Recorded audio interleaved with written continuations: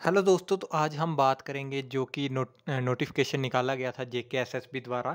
तो ये नोटिफ़िकेशन जो था ये नॉर्मलाइज़ेशन के रिगार्डिंग था कि जो डिफरेंट जो एग्ज़ाम्स जो कंडक्ट कराए गए हैं अलग-अलग डेट्स को, जो कि पोस्टें हेल्थ और मेडिकल एजुकेशन डिपार्टमेंट से रिलेटेड थी। तो उनके लिए जो थे वो अलग-अलग डेट्स को क्या थे एग्ज़ाम कंडक्ट करवाए गए थे। तो उसमें जो है ऐसा माना जाता है कि जब अलग-अलग डेट्स में एग्ज़ाम कंडक्ट कराए जाएँ, अलग-अलग शिफ्ट में एग्ज़ाम कंडक्ट कराए जाएँ, जहाँ अलग-अलग स्लॉट्स में जो एग्ज़ाम कंडक्ट करवाए जाएँ जब, तो वहाँ पे जो पेपर का लेवल जो होता है हार्ड या ईज़ी, वो इक्वल सेट करना मुश्किल हो जाता है, जिसकी वजह से जो है एक नॉर्मलाइज़ेशन का मेथड जो है अपनाया जाता है सिलेक्टिंग एजेंसी द्वारा, यानी कि जेकेएसएसबी द्वारा जो है एक नॉर्मलाइज़ेशन का जो है प्रोसीजर जो वो काम में लिया जाएगा। उसकी हेल्प से जो है वो रिज़ल्ट जहाँ मेरिट लिस्ट जो है वो प्रिपेयर की जाएगी। तो मेरिट लिस्ट कैसे बनेगी, तो ये सारा डिपेंड करता है नॉर्मलाइज़ेशन के प्रोसीजर में। तो इस नोटिफ़िकेशन में ये बताया गया है कि इसमें जो मेथड यूज़ होने वाला है वो है इक्वी परसेंटाइल इक्वेटिंग मेथड जो है अडॉप्ट किया गया है जेकेएसएसबी द्वारा नॉर्मलाइज़ेशन करने के लिए, क्योंकि अलग-अलग शिफ्ट में बच्चे बोल भी रहे थे कि हमारा जो पेपर था वो हार्ड था, दूसरे शिफ्ट वालों का जो था वो ईज़ी था। तो उससे पता चलेगा कि आखिर कौन-सी शिफ्ट का पेपर जो था वो हार्ड था, कौन-सी शिफ्ट का ईज़ी था। तो उनको नॉर्मलाइज़ करने के लिए एक नॉर्मलाइज़ेशन मेथड यूज़ किया जाता है, जिसको हम जो जेकेएसएसबी द्वारा यूज़ किया जा रहा है, वो है इक्वी परसेंटाइल इक्वेटिंग मेथड। तो हम इस वीडियो में पूरी डिस्कस करेंगे कि आखिर ये मेथड कैसे काम करेगा और कैसे जो है मेरिट लिस्ट बनाई जाएगी। तो कैसे अलग-अलग शिफ्ट में बच्चों के नंबर जो ज़्यादा होंगे, कइयों के कम होंगे, तो उनको कैसे कंपेयर किया जाएगा एक-दूसरे के साथ, और फाइनल जो मेरिट लिस्ट है, वो कैसे निकल के सामने आएगी। तो बने रहें, वीडियो शायद थोड़ी लंबी हो सकती है, तो वीडियो को आखिर तक देखें, तभी आपको समझ आ पाएगा कि इक्वी परसेंटाइल मेथड क्या है और नॉर्मलाइज़ेशन क्या है। तो ये देखिए, जहाँ पे आपको पीडीएफ में दिख रहा होगा कि जो मेथड है उसको हम डिस्कस करेंगे। तो मान लीजिए जो सेशन 1 था, यानी कि एक फर्स्ट शिफ्ट में, यानी कि फर्स्ट स्लॉट में जो एग्ज़ाम हुआ है, तो उसके जो नंबर हैं वो आपकी स्क्रीन पे दिख रहे होंगे।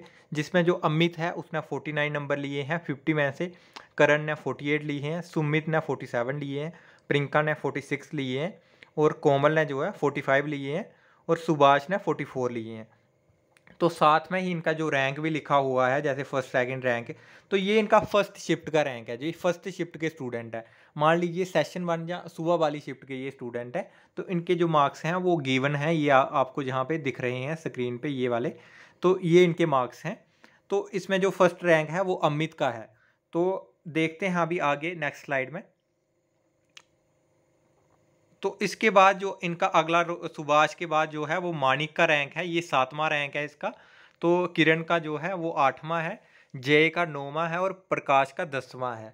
तो ये सब रैंक जो आपको दिख रहे हैं ये वाले, तो ये इनके रैंक हैं, ये फर्स्ट शिफ्ट वाले हैं सारे। इनका एग्ज़ाम एक ही शिफ्ट में हुआ था सभी का। तो ऐसे करके इनके 20 तक हमने लिए हुए हैं।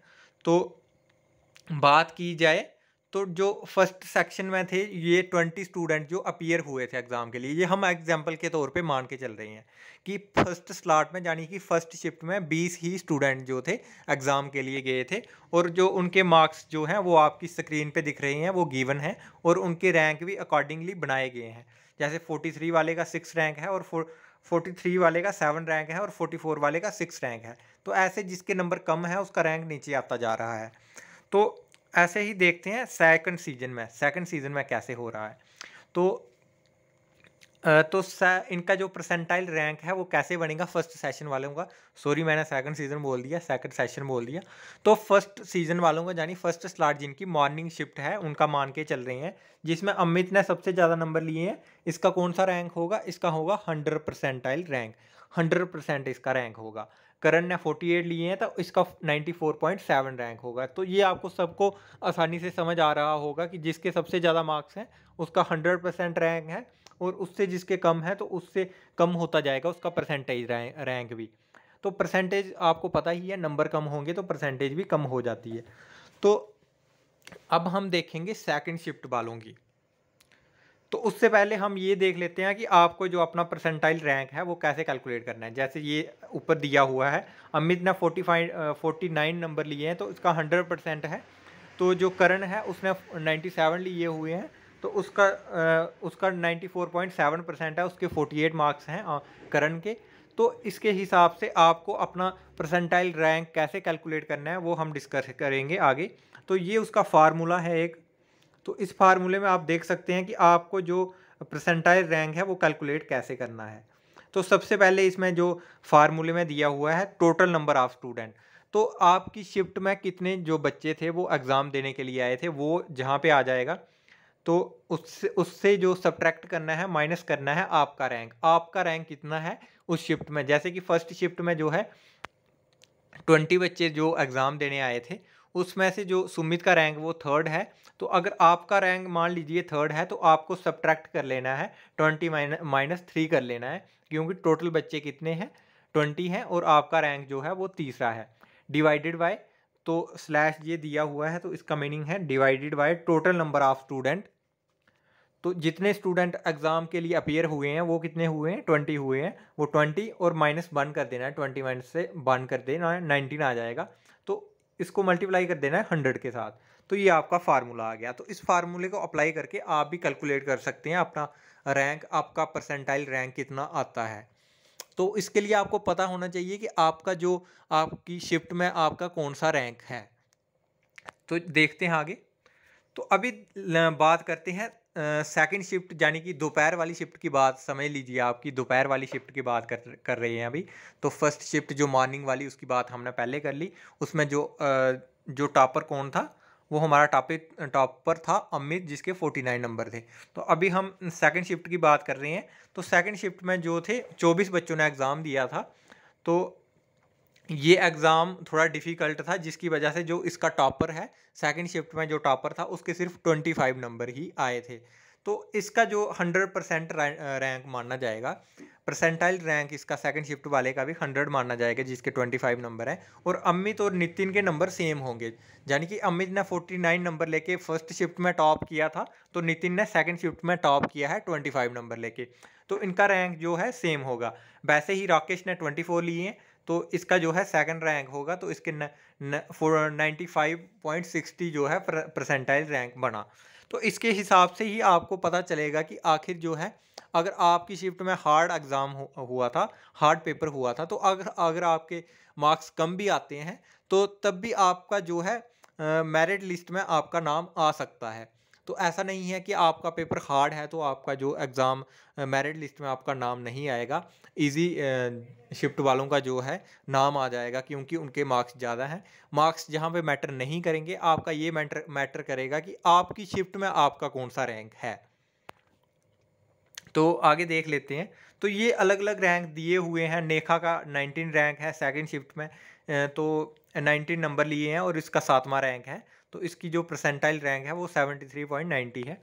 तो फाइनल लिस्ट देख लेते हैं अभी। जो फाइनल जो कट ऑफ लिस्ट है, तो फर्स्ट सेशन वालों की, जो फर्स्ट शिफ्ट के जो बच्चे थे उनकी जो कट ऑफ लिस्ट है वो किस प्रकार से बनाई जाएगी। तो अमित का आप हम सभी को पता है, क्योंकि वो टॉपर हैं, तो उनका जो फर्स्ट रैंक रहने वाला है। करण सेकंड टॉपर थे, उनका सेकंड रैंक रहेगा। सुमित और प्रियंका का जो सेम था, तो उनको जो है सेम रैंक दिया जाएगा, थर्ड रैंक दिया जाएगा। तो ये आ गया उनकी फर्स्ट शिफ्ट के हिसाब से। तो अभी सेकंड शिफ्ट वालों की बात कर लेते हैं, जिनके एग्ज़ाम डिफ़िकल्ट था। तो नितिन का जो हमें पता है उनका फर्स्ट रैंक है सेकंड शिफ्ट में, अपनी शिफ्ट में। राकेश का सेकंड था। तो ये इनकी अपनी अपनी शिफ्ट के रैंक हैं। अभी हम देखेंगे फाइनल जो मेरिट लिस्ट बन के आएगी उसमें क्या होगा। तो ये आगे दोनों शिफ्टों को मिलवा के कैसे जो है मेरिट लिस्ट बनाई जाएगी। तो इसमें हम देखेंगे कि अमित का रैंक है वो सबसे पहले है, क्योंकि अमित ने जो है 49 नंबर लिए थे फर्स्ट शिफ्ट में। इसके टाइम पे जो था पेपर इजी आया था। मान लीजिए ये मॉर्निंग शिफ्ट के जो अमित थे, उन्होंने 49 नंबर लिए थे 50 में से। तो इनका जो पेपर था वो इजी था, जैसे ये आगे भी मेंशन किया हुआ है। तो ये देखो, ये इनकी शिफ्ट में इजी आया था। तो इनका जो फर्स्ट रैंक था अमित का, तो ये मेरिट लिस्ट में भी इनका फर्स्ट रैंक होगा। तो करण जो ये भी फर्स्ट शिफ्ट के हैं, इनके 48 नंबर आए थे, तो इनका सेकंड रैंक होगा। सुमित जो है 47 नंबर लाए थे, इनका थर्ड रैंक था अपनी शिफ्ट में, यानी कि फर्स्ट शिफ्ट में, तो इनका इधर भी थर्ड रैंक होगा। तो ए करके एक व्यक्ति था, तो इसका 46 नंबर आए थे, इसका 4th रैंक था फर्स्ट शिफ्ट में, तो इधर भी इसका 4th ही आएगा। तो तकरीबन जो है फर्स्ट शिफ्ट में से जिस शिफ्ट में पेपर इजी आया था, उसमें से जो फाइनल लिस्ट में जो है 5 बच्चे आए हैं। वहीं अगर बात की जाए सेकंड शिफ्ट में, जहाँ पे नितिन ने 25 नंबर लिए थे 50 में से, और ये अपनी शिफ्ट के फर्स्ट टॉपर थे, तो फर्स्ट आए थे। तो इनका पेपर जो था वो डिफ़िकल्ट था। तो ऐसे ही करके इनके बाद राकेश आ गए। तो ये सारे मिला के जो है बात की जाए तो जिस शिफ्ट में डिफ़िकल्ट जिस शिफ्ट में इजी पेपर आया था, यानी कि फर्स्ट शिफ्ट में इजी पेपर आया था, तो उसमें से जो है टोटल 5 बच्चों को लिया गया है, और जिस शिफ्ट में डिफ़िकल्ट पेपर आया था उसमें से लगभग 6 बच्चों को लिया गया है। बेशक उनके मार्क्स कम थे, मगर परसेंटाइल मेथड के अकॉर्डिंग जो है उनका पेपर जो था वो डिफ़िकल्ट था, तो उनका जो मेरिट लिस्ट में नाम आ गया। बल्कि जिनके नंबर ज़्यादा थे फर्स्ट शिफ्ट के बच्चों के, उनका नंबर नहीं आया। तो ऐसे ही जो है परसेंटाइल मेथड जो है काम करेगा। आई होप ये वीडियो आपके सारे डाउट क्लियर कर पाई होगी। अगर आपको अभी भी कोई डाउट है तो आप कमेंट सेक्शन में ज़रूर लिखें, ताकि हम आपका आने वाली वीडियो में आपका डाउट जो है क्लियर कर पाएँ। तो आप ये अभी टेंशन लेना छोड़ दीजिए कि आपके टाइम पे जो था पेपर डिफ़िकल्ट आया था, वो मैटर नहीं करेगा। ये मैटर करेगा कि आपकी शिफ्ट में आपका रैंक कितना है। जिस शिफ्ट में आपने पेपर दिया, जिस स्लॉट में आपने पेपर दिया, उस शिफ्ट में आपका रैंक कितना है, ये मैटर करेगा। बल्कि ये मैटर नहीं करेगा कि आपका फर्स्ट शिफ्ट और सेकंड शिफ्ट में जो पेपर था डिफ़िकल्ट आया था। इसकी आपको कोई टेंशन नहीं लेनी है। आपको सिर्फ़ ये देखना है कि आपकी खुद की शिफ्ट में आपका रैंक कितना है। मिलते हैं नेक्स्ट वीडियो में। तब तक के लिए धन्यवाद, और प्लीज़ ज़रूर चैनल को सब्सक्राइब भी कीजिए, क्योंकि हमारा जो हौसला बढ़ता है जब भी आप हमारे चैनल को सब्सक्राइब करते हैं, न्यू सब्सक्राइबर हमारे साथ जुड़ते हैं। तो धन्यवाद।